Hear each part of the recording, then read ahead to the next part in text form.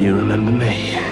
No. Spoiler alert. Despite being a prominent character in The Lord of the Rings, The Rings of Power, Sauron is still a shadowy figure. The Rings of Power Season 1 finale revealed Sauron's identity, capping a season of feverish speculation over any character who appeared remotely menacing. According to J.R.R. Tolkien's tale, Sauron vanished for several centuries following the Valar's victory against his master Morgoth at the close of the First Age. He reappeared in disguise, a trick Rings of Power relished. Suspects to differing degrees included the Stranger, Halbrand, the Dweller, Adar, and the nasty Dilly Brandyfoot. The program fueled rumors with red herrings, cryptic clues, and astute teases. As many had already surmised, Sauron was, as the Rings of Power Episode 8 disclosed, hidden in plain sight the entire time. Many had also thought that Sauron had been Halbrand all along. Morgoth's lost right-hand man, the supposed Southlander Galadriel, met on the Sundering Seas. While creating further questions, Rings of Power Season 2 provides answers to some of the mysterious Sauron's questions. Tolkien's lore offers clarification. What am I to call you? Welcome to Movie Spy. Was Halbrand Sauron, really? Sauron can change his form. Indeed, Halbrand, played by Charlie Vickers, was the genuine Sauron. The Rings of Power's first season finale made that very clear. In their duel, he defeated the old elf Galadriel with ease, something that a mortal would have found difficult. Sauron could change his shape at will during J.R.R. Tolkien's Second Age, and he obviously saw fit to disguise himself as a mortal man during this stage of his Rings of Power return. After Halbrand's truth was revealed, fans of the Rings of Power Season 2 witnessed Sauron take on various forms. When and why did Sauron turn into Halbrand? The old body of Sauron was destroyed. The status, whereabouts, and activities of Sauron prior to his encounter with Galadriel at sea in Episode 2 were not made clear in the Rings of Power Season 1 conclusion, but they were in Episode 2. After Morgoth lost the War of Wrath, Sauron started an orc research project, and the Moriondor thought he had killed the Dark Lord, as Adar kindly stated in Season 1, Episode 6. Although it was inevitable that Adar would be incorrect, what transpired with Sauron in between that enraged confrontation and meeting Galadriel? And when did the guise of Halbrand become relevant? Episode 1 of Rings of Power Season 2 provides answers to these queries. According to what was revealed in Season 1, Sauron took the Southland's crest from its last king, who passed away a millennium before the events of the show, and took on Halbrand's identity.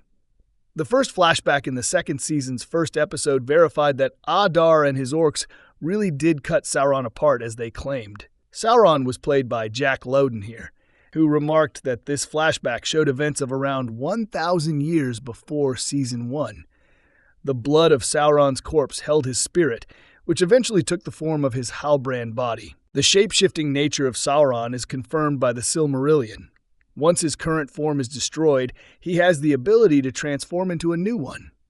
Sauron's death caused a massive rush of power to leave his body, freezing Forodwaith and dissolving him into viscous black blood. After gradually ensnaring prey and consuming protein for energy, this ooze became larger and more human-like until it eventually captured a human and transformed into Halbrand. The duration needed for Sauron to transform into his Halbrand form is unknown, but it appears that it might have lasted over a millennium. Sauron, as Halbrand, set off toward Mordor after assuming his human form, when he ran into some Southlanders who had been attacked by orcs. Sauron decided to re-establish power away from Adar before taking on that hornet's nest, so he opportunistically joined the Southerners on their trek to the shore. When they were ambushed by an unidentified marine creature aboard the ship, they had all boarded. Sauron immediately stole the king's crest from one of these Southlanders. And so, shortly before Galadriel came across their shipwreck at sea, Halbrand, the king of the Southlands, was born. How much of Sauron's scheme was included in Halbrand's Rings of Power arc? Sauron was preparing for his return. The Rings of Power's Dark Lord was a busy boy.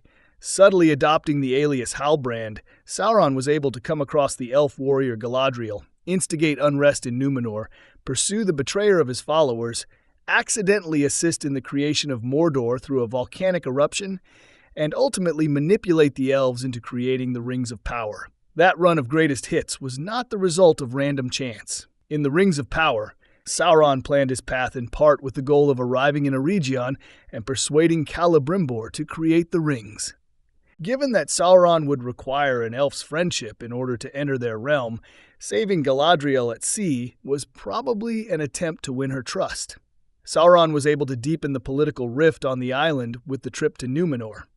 By sailing to the Southlands, Sauron was able to exact revenge on Adar, and Mordor's creation was brought about by Galadriel and her pursuit of the wrong sword hilt. Given that Sauron had intentions for the area before Adar, as evidenced by his carving of the Southland's emblem into Finrod's chest, it is probable that his grand scheme included permitting the volcano to erupt. Galadriel had the ideal justification to bring Halbrand to Eregion after the eruption when he miraculously surfaced with a near-fatal wound that only the elves could treat, albeit he was able to ride a horse for 6 days.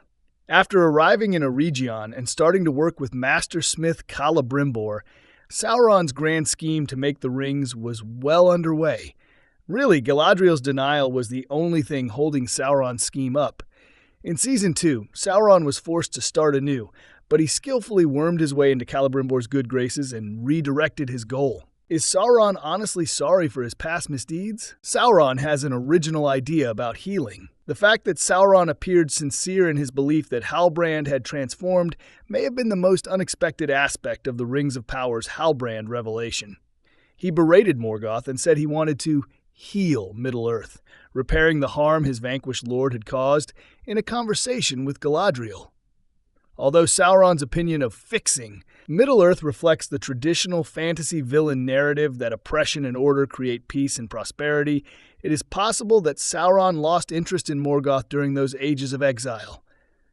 To Galadriel, Sauron freely confesses that his idea of healing entails his ruling over all species. Furthermore, the fact that Sauron is carrying out his One Ring scheme indicates that he intends to use force to rule Middle-earth. The Celebrimbor parrots mastery over flesh before creating the Elven Rings. Sauron is still the same. He has not changed his ways, become virtuous, or experienced a change of heart.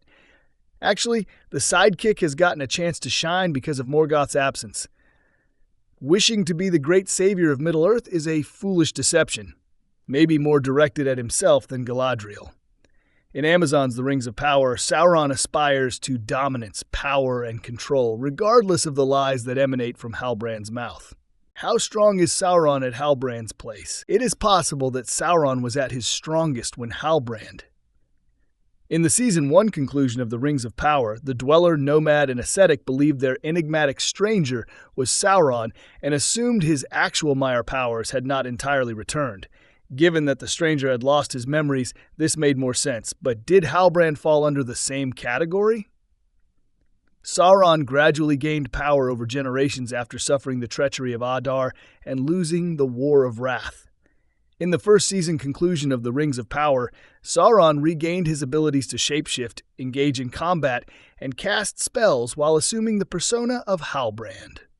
His need to deceive others suggests that, as Halbrand, Sauron was not yet at the height of his power prior to Morgoth's First Age demise. But Sauron was never known for his might. He was always renowned for his cunning.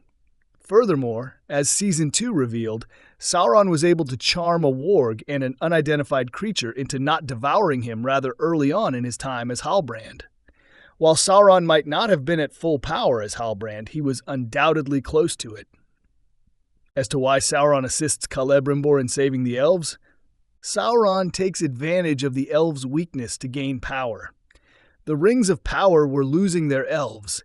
Their inner light of Valinor was waning, and they had to either depart from Middle-earth or become stronger with Mithril. Halbrand emerged as a surprising hero just when the elves needed him most. He was the one who advised Celebrimbor to use Mithril as an alloy and that they use it to make objects that would keep the entire species alive. Halbrand was the one who proposed the use of rings in place of a crown and prodded Celebrimbor to find a way to turn the dwarves' valuable Mithril into an alloy metal. Did Sauron's assistance to the elves come from a pure heart? Not a possibility. Although Sauron appeared to the elves as a rescuer when he was disguised, the Lord of the Rings exposed his true motivations. Celebrimbor assisted Sauron in creating his Rings of Power. which served as the centerpiece of his scheme to take over the entire world. Sauron might command the wearers of the other rings by creating the One Ring. The 3 elven rings truly stopped the passage of time, and the rings had a wide range of abilities. That being said, Sauron's primary objective was to rule the entire universe. How about ANNATAR? Is Halbrand included? Both ANNATAR and Halbrand are Sauron. Appearing to the elves as ANNATAR, Sauron's fair form was described in the appendices of the Silmarillion and the Lord of the Rings as assisting them in forging the rings. Halbrand's "call it a gift" statement in Season 1 gave the impression that he may replace ANNATAR, whose name means Lord of Gifts. Indeed, Galadriel referred to Halbrand as Sauron's fair form in Season 2. Sauron has obviously grabbed more than one of those rings of power, though. In the second episode of the second season of the show, Halbrand transformed into ANNATAR, as one fair form gave way to another.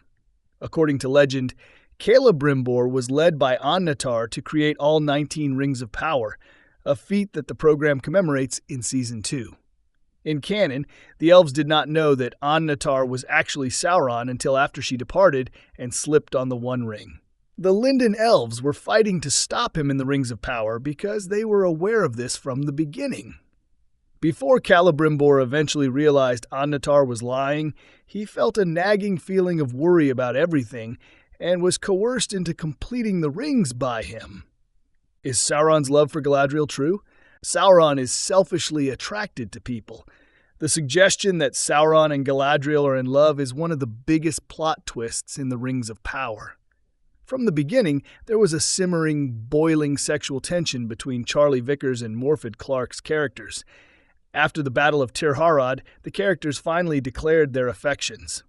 Upon learning out Halbrand's secret, Galadriel rejected both devotion and romance, but from Season 2, it appears that affections remained strong between them, despite Galadriel having to deal with uncomfortable conflict. Galadriel seems to be sincerely offered the chance to rule with Sauron as Queen of Middle-earth, and the Dark Lord is eager for her to accept. Given that Sauron can function without the assistance of an elf, it is reasonable to surmise that he harbors a little self-serving romantic interest in Galadriel. She would be easily used, tricked, subjugated, and killed by Sauron. However, love is not the same for non-human creatures, particularly those that resemble individuals that humans label as psychopaths within their own species. In essence, Sauron enjoys Galadriel because she relieves his boredom. That means a great deal to him. According to canon, Galadriel was a ray of purity, and Sauron detested elves. That being said, their relationship is not wholly unbelievable. There is a tale in The Lord of the Rings about Maiar and elves, Melian and Thingol, falling in love. Unwanted attention was lavished upon Galadriel's hair, as Feanor begged her for a lock or 3. Galadriel finds it nauseating to consider snogging the monster that killed her brother, but in Season 2 her world remains a dull gray in his absence. It is difficult to move on from a demigod. The show suggests that perhaps Galadriel never did, by using her statement from The Lord of the Rings to Frodo as Sauron's pitch to her, "A queen terrible as the dawn." In Season 2 of The Rings of Power, what is Sauron's plan? Adar was tricked by Sauron into attacking Eregion. In the last episode of Season 1, when Galadriel revealed that Halbrand was actually Sauron in Eregion, Sauron gave up the ghost of his lie there and traveled to Mordor. The first episode of Rings of Power's second season reveals Sauron's objective. Though Sauron was ultimately merely a wizard in a human form, facing down an entire legion, or 4, with physical force might have been a reach for him, even though he was an Ainur with infinitely more power than Adar or his orcs. He turned himself in, confident that Adar would remember him from their first season encounter. Using his Halbrand disguise, Sauron tricked Adar into releasing him so he might return to Eregion, whereupon he launched an attack on Eregion. Claiming to be Halbrand, Sauron deftly informed Adar that he was aware of Sauron's presence in Eregion and that, should he venture there, he might leverage the elves' faith in him to uncover further information and inform Adar. Adar concurred, But Sauron had no intention of providing Adar with any knowledge in the first place. By allowing Adar to fester in his frustration, Sauron hoped to provide him with the motivation to strike Eregion, so weakening both Adar and the elves.